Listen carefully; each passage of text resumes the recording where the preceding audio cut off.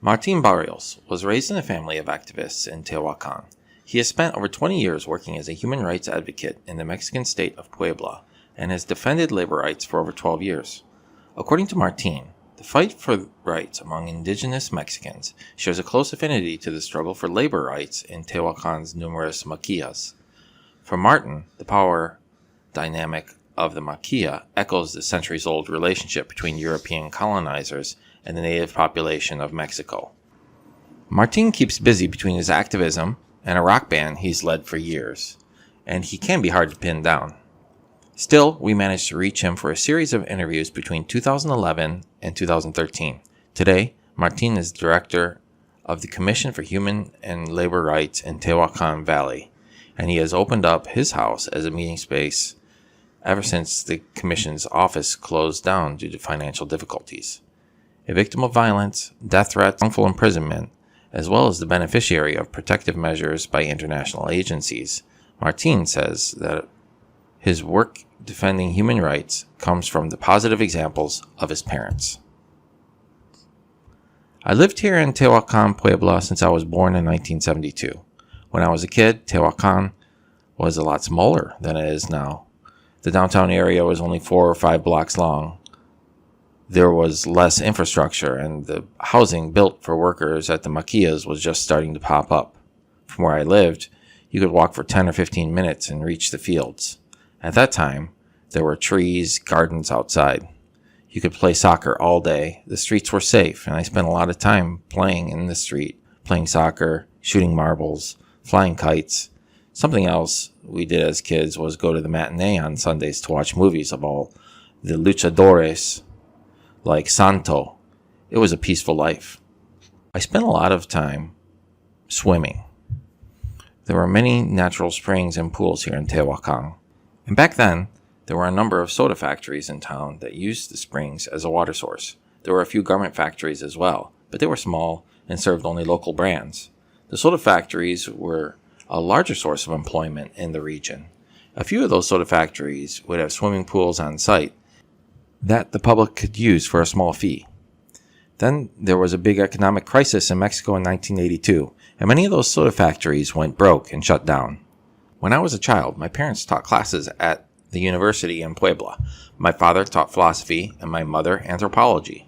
My parents were also activists. There was a first generation of activists from the era of the 60s and 70s who fought against the dirty war in Mexico, and my parents were among them. In the 80s, in Tehuacan, my parents participated in many protest marches. I remember them. In the 80s, in Tehuacan, my parents participated in many protest marches. I remember them explaining that we lived in a very oppressive climate because the control exerted by the PRI and local businessmen was vast. The PRI had so much power then. The radio was censored, as well as the newspapers, which towed the party line. Tehuacan was a very conservative city and very Catholic. The concept of human rights didn't even exist in our part of Mexico, and my parents helped carve out a space for protest and resistance. In the early 80s, my mother left the university to focus on activism, and she went to work at INI in Chiapas. My mom spent many years in the mountains. She supported the legal defense of political prisoners and people fighting for land rights and land ownership. From my earliest years, we had many activists at our house, so often that I didn't even notice most of the time. My parents were also active in organizing with the PSUM. It was normal for me to have political activists in the house. Gatherings at home, I'd get the sudden urge to go outside and play soccer with my friends. The garment maquillas also started in the 1980s, and that's when my parents started their work with the maquilla workers. There were always meetings at my house, so I got to know some of the workers even when I was still a kid. So seeing the struggle of workers is something that influenced me, even if I didn't choose to participate. My dad was always an activist, but his focus was teaching. His main influence on me was inspiring me to love literature. There were always many books in my house, fiction and poetry. Ray Bradbury was big. I remember Lovecraft as well. Many Latin American writers as well. Cortázar Borges, Jose Agustin, the whole Onda literature. Jose Agustin even wrote about Rodrigo. I didn't learn about activism by joining my parents or by having them explain their work to me. I learned by watching what they were doing and by reading and figuring things out for myself. In school, I was really into liberation theology. I am an atheist, but I have close relationships with many priests who fight for the rights of workers and indigenous Mexicans. I have known a priest named Father Anastasio Hidalgo since I was a little boy. Father Hidalgo, whom we call Father Tacho, used to work with my Aunt Marta with tuberculosis patients from indigenous populations in the Sierra Negra area. He's a man who has helped me find the path I'm on. My Aunt Marta was a medic, and Father Tacho would bring tuberculosis patients to see her at our house, where Aunt Marta would treat them. Sometimes I'd visit the Sierra Negra with my aunt. And here in Tehuacan, during the 80s, there existed the Regional Seminary of the Southeast, a Catholic seminary formed by all the priests like Father Tacho, who fought for the rights of the indigenous and the poor. When Norberto Rivera Carrera became Bishop of Tehuacan in 1985, the man who later became Archbishop of Mexico, he closed the seminary. He said the seminary was communist, the typical slander. When I got to high school, I wanted to play music. Sometime around 1989, when I was around 17, I started a band with my friends. We tried to make our own songs. It was tough because whenever we play at bars, people only asked for covers of popular songs. We wanted to play our own material. It wasn't really political material we were writing, but back then, even playing rock music at all was an act of protest, since the culture was so conservative. Now you have all sorts of urban expressions like punks and goths, but back then, 20 years ago, the police would come down on you for having long hair. You could be beaten. And we had to make our own spaces to play in. I remember when the city wouldn't allow a rock festival, so some bands got together and we organized it ourselves. Of course, when the festival was a success, I had a lot of trouble in high school because the people in charge there were aligned with the PRI. It was local custom to coerce students to attend rallies in favor of the PRI, march for the PRI, celebrate patriotic holidays with the PRI, and any number of other idiocies that the mayor came up with. We students were forced to participate or else our grades would suffer. I wasn't able to finish high school because the school administration disappeared my documents. They held a grudge against me. They once asked me and my band to play patriotic music at events for the PRI, and I refused to go, so they found a way to fail me. We had to take exams to graduate, and they kept losing my exams. That happened 3 times. I decided then that they must really not want me in school. The education system here in Puebla is horrid anyway. I couldn't learn anything from them. I was 18 when I left school. They were exaggerated palm leaf sombreros that were sent to the United States for Cinco de Mayo. They celebrate Cinco de Mayo over there, not September 16th for some reason. I'd slap the Made in Mexico tag over and over again on so many sombreros. They love those extremely exaggerated sombreros in the United States. I worked at the sombrero factory for maybe 6 months, but the work bored me. The manager, not even a manager really, just a foreman, he treated us badly. And the factory would cheat on our pay. The factory would pay something like 80 pesos for 1 week of work. It was a laughable salary. You couldn't even afford to go to the movies on the weekly wages. I was a bit more informed, so I'd explain to my fellow workers that we were supposed to be paid double for overtime. I told them the same applied to holidays, and we're not obligated to work on holidays. The foreman would hear me, and he'd send me to work by myself in the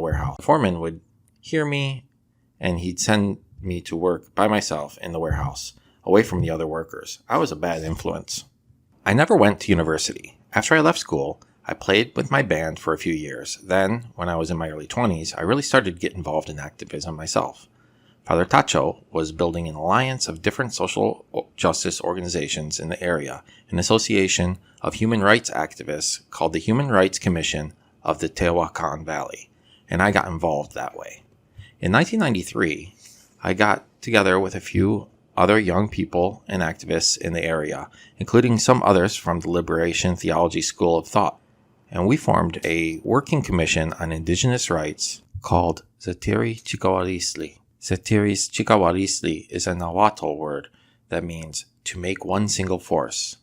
We worked with indigenous groups around the Sierra Negra on issues like land ownership, and in town we worked for indigenous civil rights. We defend the indigenous women who came to Tehuacan to sell their goods. The police would crack down on them for selling without permits, and we defend the boys who did work in the streets like cleaning windshields. We established an office and started around 1995. It was my job to run it. I'd scrounge funds to pay the rent. In those years, we had a government subsidy from the INI, the same government organization my mother works for, and we found funding from NGOs in Canada and the United States. Probably 90% of the work we did was in promoting the rights of indigenous people in Puebla, but we also began to take a look at labor rights, especially after the maquillas began to move in. Garment factories had existed in town when I was a kid, but they were small and served local markets only. Then in the 90s, especially after NAFTA was signed, there was a boom of maquillas in town that served transnational corporations.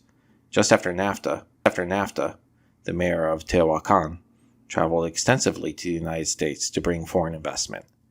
From 1995 up until 99 or 2000, new maquillas were popping up everywhere. Tehuacan didn't sleep. Workers were moving here from all over the valley, from all over Puebla. The movement of people was impressive. There were dozens of factories that needed 2,000 workers or more each, and the demand for labor far exceeded the working population of Tehuacan. More than 100 residential districts grew in the city's urban area, and the migration into the areas around the city was rapid. Foreign retail stores like Woolworth also appeared. Meanwhile, farmland outside the city disappeared. The metropolitan areas turned into blocks of dense residential development, while suburban neighborhoods, which were not planned well, became immersed in absolute instability. The new factories served a number of well-known brands supplied by the maquillas of Tehuacan. Some of the factories themselves were relatively small, but many of the maquillas in town were run by a couple of big consortiums. The Tarrant Apparel Group and the Navarro Group, which ultimately employed around 10,000 and 20,000 garment workers respectively, and were formed from alliances between U.S. business interests and local wealthy families. These new companies moved into the old soda factories that had been shut down in the 80s. The maquillas were finding this infrastructure already set up for their needs, which made the area even more attractive. The natural springs the soda companies used for their mineral water were now used to wash jeans. The old soda companies had been an important part of the community. They had made their pools available for recreation, and they had even supplied fresh water for free to locals who wanted to fill up gallon jugs at outdoor spigots. All the new maquillas were using the same springs, but they were terrible for the health of the community. The springs and rivers turned blue. The fields that were watered from local springs began to turn blue as well, all from the dye runoff from jeans production. And these waters are toxic. Last year, there was a study done by Greenpeace on the waters of Tehuacan, and they found cancer-causing chemicals. Even with the process the maquillas now use to give the water a clean, translucent appearance, it was found that the cancer-producing chemicals were not eliminated. Tehuacan and the whole region are becoming waste areas, debilitated by the runoff from their own maquillas. Here in Tehuacan, we have at least 20 industrial laundry facilities. They have always existed at the maquillas, and they serve to wash the clothing at maquillas, and they serve to wash the clothing after it's made. The pollution is worsened by certain kinds of jeans fashions. In the 90s, brands started to use acid wash or stone wash, which meant using pumice stone or special chemicals to wash out the jeans and give them a distinct look. The stone bleach style that became popular for a while involved eliminating the indigo dye from the jeans with enormous quantities of bleach. Finally, there's the sand blast, which entails submitting garments to silica sand baths to give them a worn appearance. The use of these materials harms workers' respiratory tracts. Some even get sick with silicosis, which is an illness that otherwise only affects minors. Our organization began investigating all the issues in the mid-90s because our city was transforming rapidly, and every other human rights issue was suddenly tied to the impact the clothing factories were having on the community. As early as 1995, we were involved in helping some international labor organizations report on the conditions of workers employed by the Navarro Group, and out of that collaboration, my work grew. Our job was to help find workers to interview for international labor groups and unions, such as Unite. And through our work, we learned of many cases of underage labor, unfair firings, and wages withheld arbitrarily. We knew the workers at these companies must live under incredible fear, since we were threatened by anonymous calls and by the local police because of our help on the ground with that report. Finally, in 2002, a handful of my colleagues and I formed the Commission for Human and Labor Rights in Tehuacan Valley, and we really started to fight directly to protect the rights of garment workers in that area. In 2003, a year after I'd helped form the new labor fire, I'd been speaking to workers about their rights under Mexican labor law for years, but our conflict with Tarrant was my first big fight. That year, there had been many layoffs at Tarrant. The workers didn't know what to do. They were being fired, but they didn't know how to organize. We were able to make a workers' coalition of about 2,000 to resist further layoffs and a possible shutdown of Tarrant Apparel, a company that employed more than 10,000 in Tehuacan in nearby towns. The problem was that Tarrant had found an even less expensive source of labor in Central America and wanted to leave Tehuacan altogether. When the shutdown was inevitable, we wanted to make sure that the company didn't flee without paying the workers a fair severance. Had we not informed the workers of their rights to severance pay, they would have been robbed of it. We were able to win 10 or 12 million pesos to distribute to the workers. I don't remember the exact amount, but it definitely affected the company. I started receiving anonymous threats. Then, on the morning of December 29, 2003, just a month after we had won the severance pay, I was heading to our commission's office when two guys jumped me by the door of my house. I heard a voice just behind me muttering something, and then I turned. I was struck with a brick in the temple. I didn't even have time to put my hands up. I fell to the ground, and then I felt the two men kicking me and hitting me on the back with a brick while I was down. Then they started turning me over, pulling me up by the hair so that they could get at my face with the brick. I managed to block the brick with my arm as it swung at my nose. The guy dropped the brick and started kicking me in the ribs with his steel-toed boots. I was able to pull away, and when I did, the two guys started to run. I grabbed a pipe in the road and started to chase him. I had no idea how badly I'd been hurt, but I was drenched in blood. I chased them, thinking I could grab one of them or maybe the police would come by. I just wanted them to be interrogated to find out who sent them. I caught up to them on a street corner, and one of them said, come on, if you think you can do anything to us." I didn't dare go up to them. Then a taxi came by, and boom, they were gone. They gave me a serious beating. I ended up in a hospital that day. I was in bed for a week, not able to move. I reported the incident, but the police didn't do anything. The two attackers were never found. In 2005, the Maquia owners were fed up with our commission's labor rights campaign, and they began to fight back hard. That year, the governor of Puebla, Matin, had just started his term in office, and he began working closely with the factory owners to keep workers from organizing. One of the governor's first measures was to remove the Tehuacan Arbitration Board's power. What this meant was that the workers from the Tehuacan area had to go to the city of Puebla, over 80 miles away, to bring their labor lawsuits to trial. So the intention of this was really just to discourage their complaints. Because of my leadership among labor activists in the area, I always knew that the bosses wanted to teach me a lesson. Sometime in 2005, a worker in a factory managed by the Navarro Group told me he heard that the companies were planning something against me, and soon I was receiving death threats by telephone. On December 28, 2005, I was walking along the street on my way to my house to pick up a cell phone. A group of men tackled me, asking my name. They said they were police, though they were in plain clothes. They had me at gunpoint and hoisted me into a car. At first, they didn't tell me their motive. I thought they wanted to intimidate me. But I got worried when I realized they were taking me all the way to the city of Puebla. At that point, I thought that the accusation could be more serious, since they were taking. Then showed me a warrant and explained the charges that a maquila owner named Lucio Gil was accusing me of blackmailing him.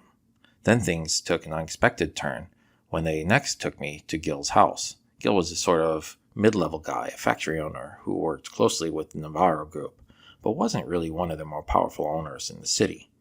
I'd helped some workers in his factory in the past, but I'd never spoken with him or dealt with him directly. At first I thought, why are the police bringing me to a private home? They're going to torture me. Then some of the police went to Gil's door to bring him out and identify me. When he came out, Gil was angry. I could see him outside, cursing and telling them that he didn't have anything to do with me and asking why they had brought him there. When the police returned, they told me that the man had lost his nerve and he wasn't pressing charges against me anymore, that he didn't have anything against me. Well, that does it, I said. He didn't have anything against me. Well, that does it, I said. So let me go home. One of the police responded, how are we going to let you go when we've already let everyone in Puebla know that we've arrested you? We can't do that. I couldn't believe it.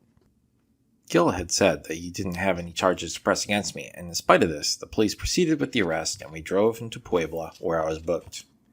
I was put in prison in Puebla, and when my lawyer got there, he said to me, you're basically a political prison, Martin. You could get out in a day or in a year. I wasn't sure what to think. I was still confused about why they were holding me even though Gil had renounced charges right in front of me. The first days were really tough, a total psychological war. I couldn't sleep. The first night, the tiny cell was crowded with 14 of us, and I had to sleep on the toilet. Then, the next day, they wanted to put me to work at 4 in the morning. Hard to believe, but there was a secret maquila in the prison using prison labor, the ward of the prison, with murderers, rapists, and assorted psychopaths. On January 4th, 2006, after I'd already been in prison for a few days, the criminal court announced the formal charges of blackmail against me and denied bail. According to the accusation, I had demanded $150,000 from Gil and threatened to mobilize workers against him if he didn't pay up. The maquila owners made the most of the days that followed my arrest. They published spreads in the local daily newspapers saying, this time the governor has come through for us by putting that saboteur behind bars. With that, we could be certain that the maquila owners had played in the arrest and confirmed that everything that was happening was related to my work in defense of labor rights. They published the spreads in the Puebla Sun and the World of Tehuacan, among many other newspapers. Whoever it was who had me arrested thought I'd have less support if they moved me from Tehuacan to Puebla, but they were mistaken. In fact, the case became high profile very quickly. The local media and later the national media picked it up, and immediately human rights organizations organized a campaign. There was broad solidarity among workers from many sectors, academics, NGOs, unions, and so on, and a very strong international campaign started. All of them were pressing for my release. My defense consisted of presenting evidence regarding my participation in an event that was 24 miles away from Tehuacan at the moment I supposedly blackmailed Gil. There were at least 150 workers at the event who were witness to my attendance, so there wasn't the slightest doubt. I couldn't have blackmailed that man. Gil himself never testified in court, and I think he was still trying to disassociate himself from the case. I believe he'd been pressured to press charges by more powerful interests, but he knew the whole thing was a farce that wasn't favorable for the governor, who was facing a lot of national and international pressure to release me. In the end, the pressure was so strong that the governor himself was sending lawyers to defend me. His lawyers told me that the offense had changed. They said, agree that you only threatened Lucio Gil, you didn't try to blackmail him, and we'll arrange a bond so that you can go free. But I was willing to stay several months if I had to. I didn't want to plead guilty to any charges. Sometime in mid-January 2006, I was asked to take a call at the prison office. It was the Secretariat of Governance saying, we have forced Gil to grant you forgiveness, so you are free. Good afternoon. They were offering a sort of pardon, getting Gil to say he forgave me for my supposed blackmail, but not drop the original accusation. I didn't accept it. Forgiveness or what? I haven't done anything. I refused to sign the papers acknowledging Gil's supposed act of forgiveness, and because that was my letter of release, I couldn't leave the prison. Instead, I had to speak to my lawyer. But the prison officials tried to deceive me by telling me, your lawyer already knows all of this. He asked you to sign. I refused again. The situation got out of control because, by order of the government of Puebla, they had to release me, but because of his signature that seemed like a formality, I couldn't get out of jail. The director of the prison finally arrived, saw me, and yelled, please, Martin, go already. If you stay, we'll be accused of illegal detention. So I was free. But it was all a very important experience to me. I met commendable people in the prison. Some were really supportive, including young people who initially wanted to give me a hard time and later became my protectors. There were many indigenous people in the prison, many political prisoners, and even groups that had organized to denounce the prison conditions they had found themselves in. After I was released, I went back to work fighting against the worst abuses of the Maquillas. In 2007, we fought to support a campaign against Vaqueros Navarra, one of the major factories under the Navarro Group. Vaqueros Navarra, like Tarrant, was trying to squeeze out workers while looking to move operations to countries where it was even less expensive to operate. Under those contracts in place, workers were supposed to receive a share of profits, but the bosses were cheating them. We began to counsel the workers, and we sought a just payment of their profit share. We weren't fighting for the U.S. brands to stop contracting with Navarra. We didn't want the factories to close. We wanted the workers to be treated fairly. But when Navarra saw that losing control to organized labor was a possibility, they no longer sought new contracts. They closed up most of Navarra to teach us a lesson. But other workers under the Navarro Group remained in the city. Thousands of workers lost their jobs. And many of those went to the United States to look for work. The transnational garment industry has left the valley. There are still large numbers of maquillas in Tehuacan, but the difference is that the focus is now on the Mexican market only, and the working conditions have actually worsened. Work hours are longer, and salaries are lower. Sexual harassment is common, as well as daily layoffs. Maquillas are still everywhere in Tehuacan, but the difference is scale. Homes have turned into maquillas in order to get away without paying for many benefits. They have dispersed into all the neighborhoods. You see signs at many different houses soliciting needleworkers. In Mexico, there are a lot of fighters over the defense of labor rights, from the south up through the north. In the smallest cities and in the biggest cities, as labor rights defenders in Mexico are many. But most important is to influence consumers of these products to pressure the companies and brands to address the inadequate labor standards in their maquillas. One problem is that many consumers aren't concerned with knowing where their products are coming from. And for those consumers here in Mexico who know what's going on, they don't have as much power to change things as consumers in other countries. For instance, in Mexico, the act of boycotting some products isn't as effective as it would be in the United States. It's a difficult goal. We're seeking conscientious consumers who know how to research, who know how to examine a whole production chain, who know how to follow up on the brands, who demand information from companies, and so on. Denim itself isn't the culprit. The way the companies handle manufacturing and the workplace is the problem. I remember that before NAFTA was passed, you'd rarely see people with electronics like Walkmans or other gadgets of the time, because you couldn't bring them in. If you did, it was usually contraband. But now it seems you see electronic devices everywhere. Everyone has the latest devices like iPads and tablets. With the passing of NAFTA, I've seen how all the medium-sized cities of Mexico are becoming more and more Americanized. Cities are beginning to lose their identity. Walmarts, Burger Kings, and malls are everywhere.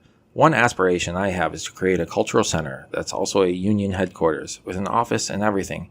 We want to build a place where workers feel at ease.